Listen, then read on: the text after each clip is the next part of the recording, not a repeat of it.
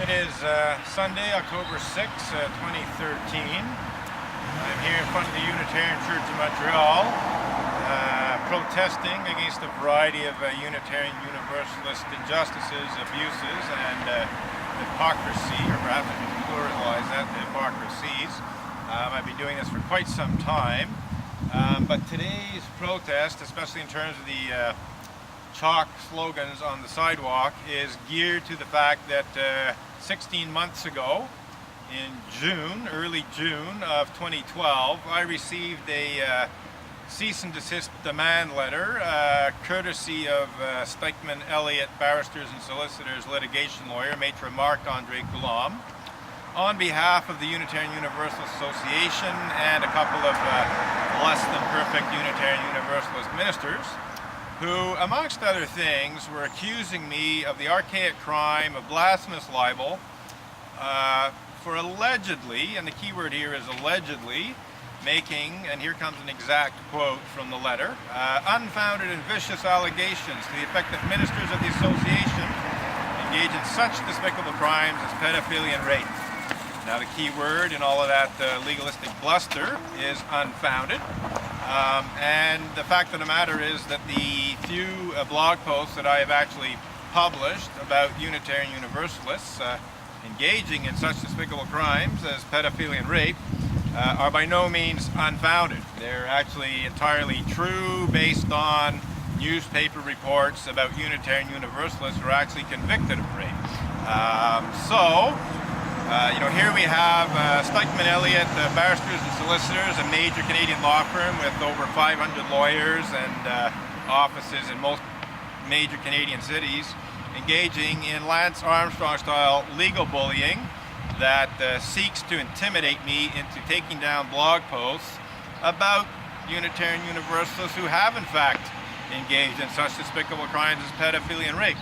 So I am protesting this misuse and abuse of Canada's archaic blasphemy law, and I'm actually calling for the repeal or reform of Canada's blasphemy law, because this is just a ludicrous misuse and abuse of the law, seeking to prevent someone from legitimately criticizing a religious community. Most ironically, I should add that the Unitarian Universalists, who are accusing me of blasphemous libel, are atheist Unitarian Universalists almost certainly. The top-level UUA leadership that's responsible for having me served with this arrogant and aggressive cease and desist demand letter are almost certainly atheist Unitarians. We're talking about Kathleen K. Montgomery, the former Executive Vice President of the Unitarian Universalist Association, who is responsible for, amongst other things, coordinating the work of the Unitarian Universalist Association's attorneys. So it's almost beyond question that Kathleen K. Montgomery was directly involved in this Lance Armstrong-style legal bullying, and she is identified as a humanist, as an atheist. UUA President Reverend Peter Morales is definitely an atheist, in fact a fairly hardcore one, at times an intolerant and anti-religious one in terms of some of the things that he has said.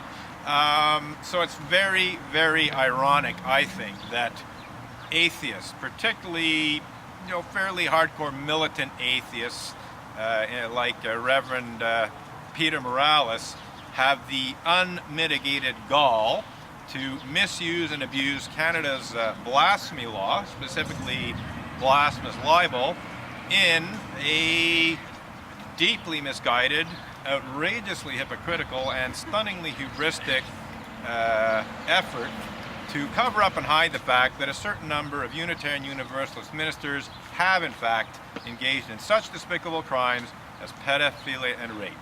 The Unitarian Universalist Association as an institution, Reverend Peter Morales as president of the UUA, who has the ultimate say in this matter. The buck stops with President Morales, although the UUA board can also oversee things. Actually, the UUA board has not done its job as far as I'm concerned. But anyway, the UUA as an institution, and certainly President Morales and former executive vice president, Kathleen K. Montgomery, should be utterly ashamed of how they have conducted themselves in this Lance Armstrong style legal bullying. And I am calling not only for the UUA to withdraw this outrageously, false accusation against me. I haven't actually been charged. I don't expect to be charged because it's bullshit. But the accusation has been made, and I expect them to withdraw it. I expect them to publicly apologize to me. And as a result of all this, I believe that it's necessary to, call for the repeal or reform of Canada's blasphemous libel law as well. I mean, it's definitely being abused in this situation. It can be abused in the future. It has been abused in the past. So I think it's time to prevent abuse of Canada's blasphemy law by either repealing it completely, which would basically make Canada able to be more critical of countries that have quite harsh blasphemy laws. Right now it's hard for Canada to criticize countries that have blasphemy laws that are, misusing them. We can think of Putin's Russia, where Pussy Riot have been sentenced to 15 years of hard labor for their disruptive activities in a Eastern Russian Orthodox church. I'm not saying that perhaps they didn't break the law, but it's a harsh sentence for disrupting or basically engaging in what some would consider to be blasphemy. How can Canada be critical of Russia when it has its own blasphemy law on the books? And Russia is mild compared to some of the states like Pakistan, Kuwait, and various other Muslim states where the penalty for blasphemy is death. People have been sentenced to death, and some have in fact been executed for allegedly blaspheming. And those that haven't actually been executed have sometimes been killed by mobs. So Canada is in a difficult position, in terms of calling for other countries to either repeal their laws or at least reform them so that they're less harsh penalties when it has its own law on the books, and a very vague law that can be easily misconstrued.